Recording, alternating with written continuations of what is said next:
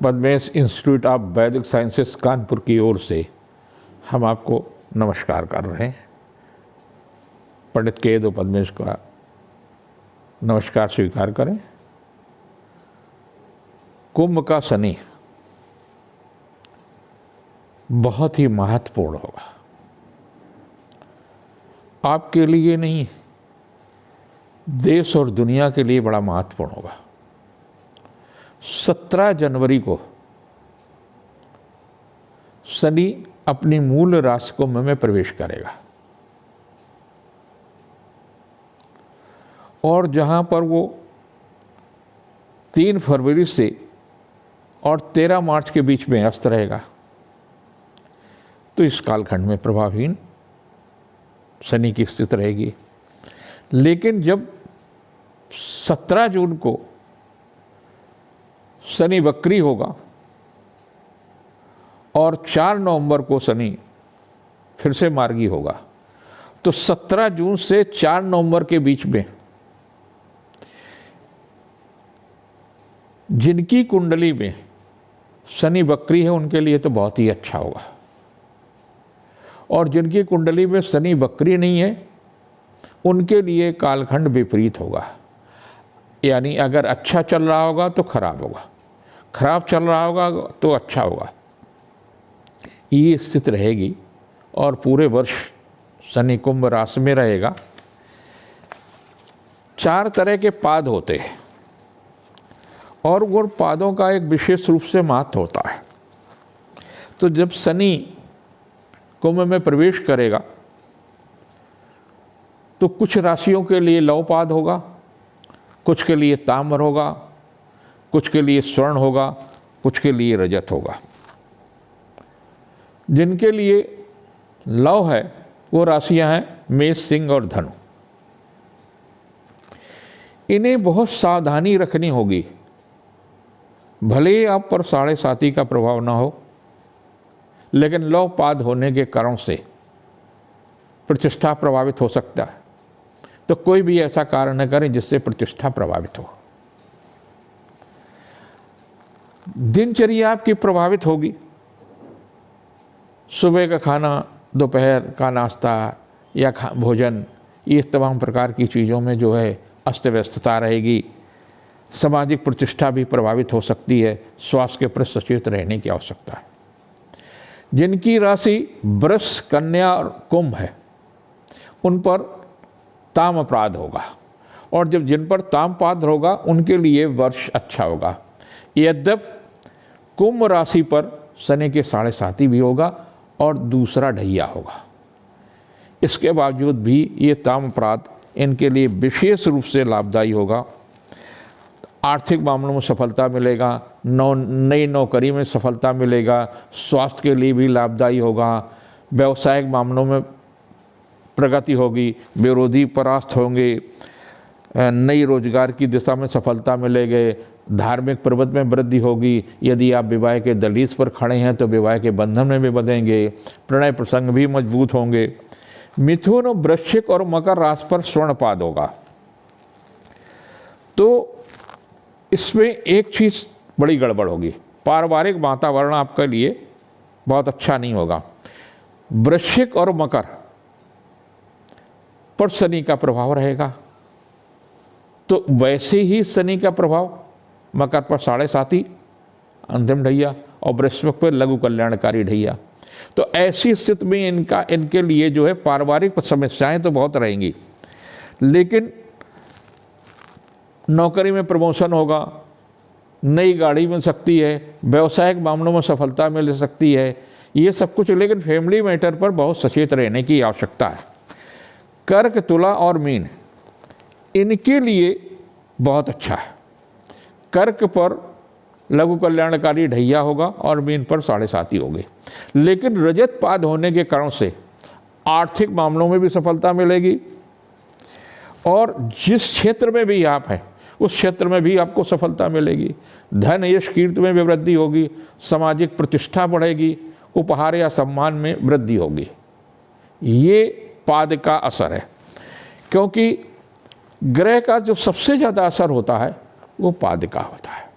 जब राशि का परिवर्तन होता है, ग्रह एक राशि से दूसरी राशि में जाता, चाहे बृहस्पति हो या कोई भी हो, तो उस पर किस पाद पर गए, जन्म के समय भी देखा जाता कि बच्चे का कौन सा पाद है और उसके अनुसार उसका परिणाम होता। लव पाद कभी अच्छा नहीं होता, लेकिन ताम पाद हमेशा सर्वश्रेष्ठ होता, उसके बाद में रजत पद और उसके बाद में स्वर्ण पाद जो होता है वो ठीक माना जाता। अब शनि है लोकतांत्रिक ग्रह, तो जो लोकतांत्रिक देश है उनके लिए शनि बहुत ही प्रभावशाली होगा। लेकिन इस शनि का जो प्रभाव है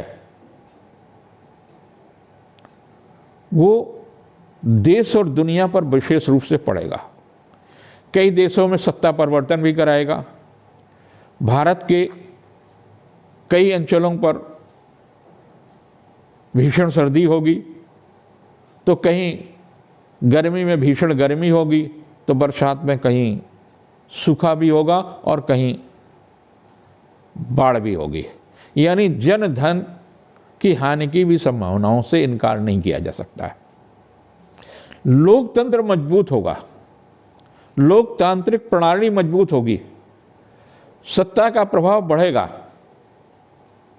हमारे प्रधानमंत्री के वृश्चिक लग्न और वृश्चिक राशि है, और उन पर जब शनि की 7.5 है लघु कल्याणकारी, जब जब भी ढैया का प्रभाव रहा तो उनका प्रभाव बढ़ा है, और निश्चित रूप से वो लोकतांत्रिक देश में अपना प्रभाव बढ़ाने में, देश के कल्याण में, लोगों के साथ में अच्छा करने के लिए अच्छा कुछ करेंगे।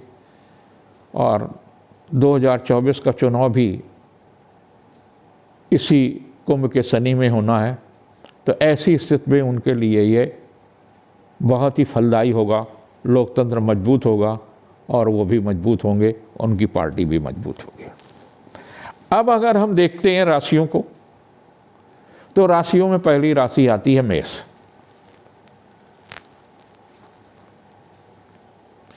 अगर आपका किसी तरह की परेशानियां चल रही हैं तो उससे आपको ये शनि मुक्त कराएगा।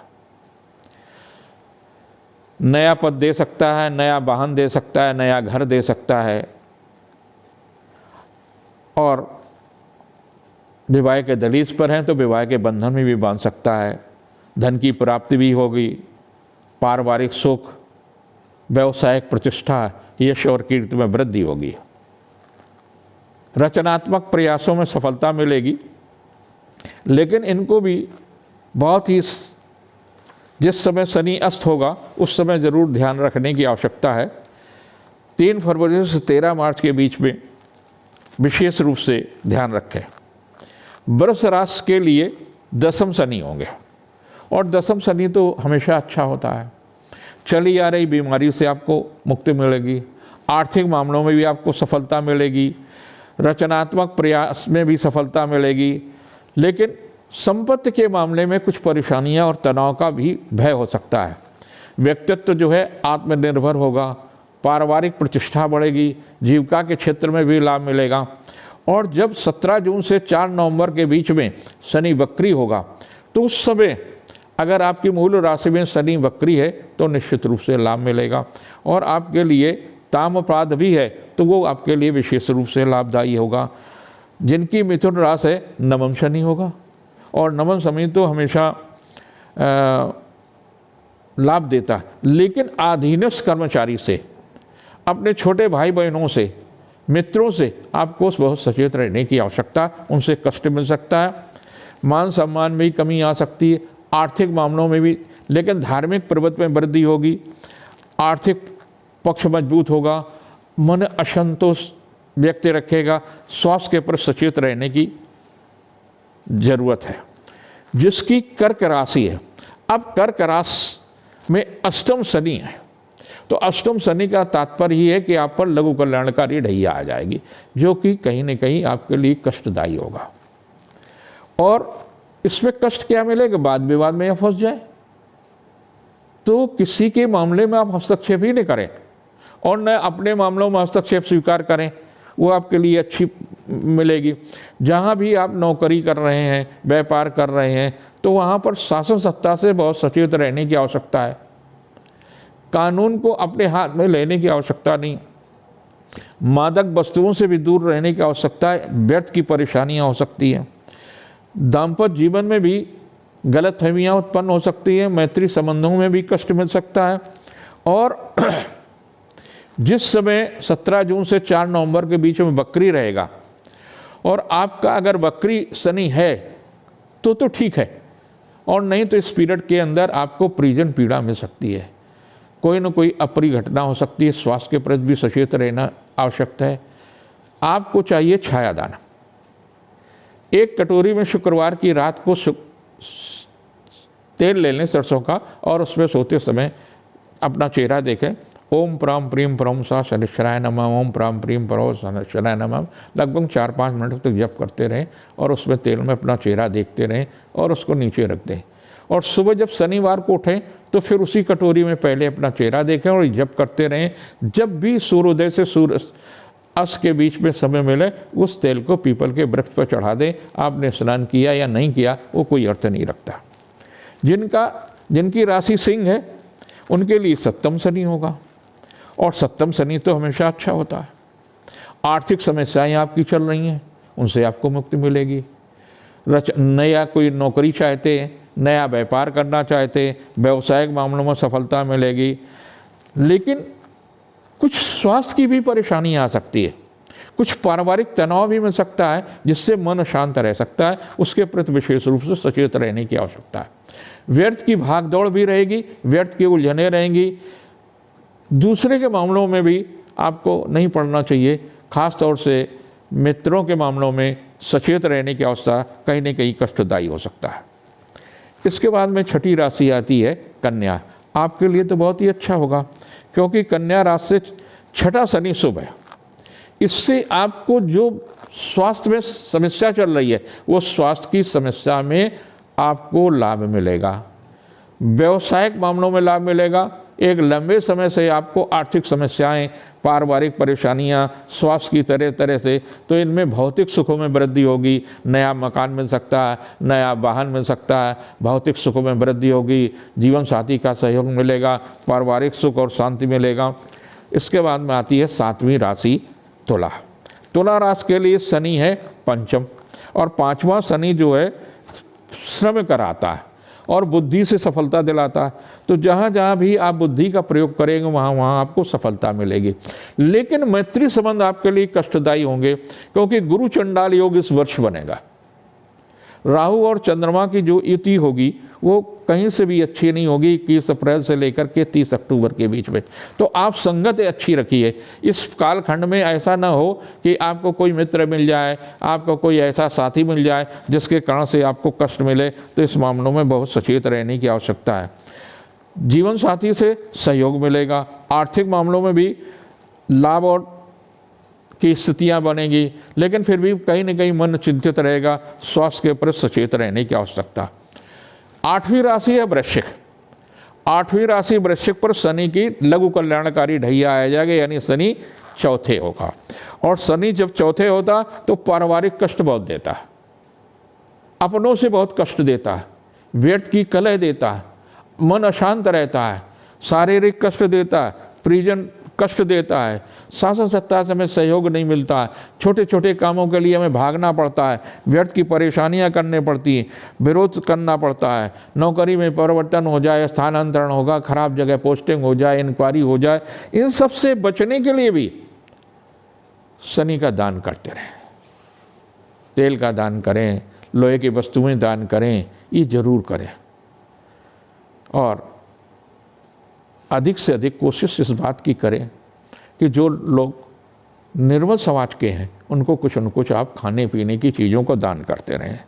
जिनकी राशि धनु है तो आप पर एक लंबे समय से 7.5 चल रही थी, उससे आप मुक्त हो गए। तीसरा शनि आपके लिए बहुत तमाम सारी चीज़ें लाएगा, व्यय जरूर कराएगा। मादक वस्तुओं से बचिए। व्यर्थ की उलझनें आप खुद पाल लेंगे, उनसे आप बचिए। पत्नी ससुराल पक्ष से के स्वास्थ्य के प्रति भी सचेत रहने की आवश्यकता है। व्यर्थ की उलझनें भी रहेंगी। आर्थिक मामलों में पिता के स्वास्थ्य के प्रति सचेत रहने की आवश्यकता है। व्यर्थ की उलझनें रहेंगी। तो इन सारी सब चीज़ों से आपको बचने की आवश्यकता है। जिन पर मकर राशि है उन पर शनि का 7.5 है। और 7.5 में एक अच्छी सी बात है कि अंतिम ढैया है, और अंतिम ढैया होने के कारण से आपको कुछ न कुछ शनि दे जाएगा। लेकिन 17 जून से 4 नवंबर के बीच में आपको बहुत सचेत रहने की आवश्यकता है। वाहन चलाते समय दुर्घटना हो सकती है, व्यर्थ की उलझनें हो सकती हैं, व्यर्थ का तनाव मिल सकता है। स्वास्थ्य के प्रति भी सचेत रहने की आवश्यकता है। जिनकी कुंभ राशि है उन पर तो शनि सीधे सीधे है, और शनि आपके राशि पर है मध्य के ढैया, यानी दूसरा ढैया है, तो ये शुभ है। लेकिन रजत पद है, तो रजत पाद होने के कारण से कहीं न कहीं अपनों से ही कष्ट मिलेगा, जिससे मानसिक कष्ट बढ़ेगा। परिवार से मानसिक कष्ट मिल सकता है, आपके अधीनस्थ कर्मचारियों से कष्ट मिल सकता है, घनिष्ठ मित्रों से। व्यवसायिक मामलों में भी सावधानी रखने की आवश्यकता है। आपको भी छायादान करते रहना चाहिए। व्यर्थ के वाद विवादों से अपने आप को दूर रखें, वही आपके लिए कल्याणकारी। और अंतिम राशि है मीन। आप पर द्वादश शनि अशुभ है, साथ ही साथ शनि के 7.5 है, और 7.5 का तो आपका पहला ही चरण है। तो ये कहीं न कहीं आपको बाधाएं देगा, स्पीड ब्रेकर का काम करेगा। तो आपको चाहिए कि समय समय पर शनि का दान करते रहें, छाया दान करें, और भगवान शिव की उपासना भी करें। शनि के जो परम मित्र हैं वो हनुमान जी है, तो हनुमान जी की उपासना करेंगे तो भी कष्ट कम होगा। शिव जी इनके गुरु हैं, तो उनकी अगर आप पर कृपा हो जाएगी तो बहुत ही अच्छी बात है। और कृष्ण की ये सब आराधना करते हैं, तो इन 3 देवताओं में से भगवान शिव, कृष्ण भगवान और हनुमान जी की उपासना आप करेंगे तो विशेष रूप से लाभदायी होगा। कुछ न कुछ व्याधियाँ भी मिलेंगी। आपको मादक वस्तुओं के प्रति विशेष सचेत रहने की आवश्यकता है। दुर्घटना हो सकती है, आपको अकारण मन में अशांति हो सकती है, व्यर्थ की उलझनें हो सकती हैं। स्वास्थ्य के प्रति सचेत हो गए। लेकिन लोकतंत्र मजबूत होगा, शनि देश को मजबूत करेगा। लोगों में जनता का कारक, लोकतंत्र का कारक ग्रह है, तो जिन देशों में लोकतंत्र है उसमें काफ़ी मजबूती स्थिति में होगी। जिन लोगों के साथ में लंबे समय से अन्याय होता रहा है उनके साथ न्याय होगा, उद्योगों में वृद्धि होगी, तमाम पदों में परिवर्तन होगा, और सबका कल्याण भगवान शिव, हनुमान जी और कृष्ण जी करें।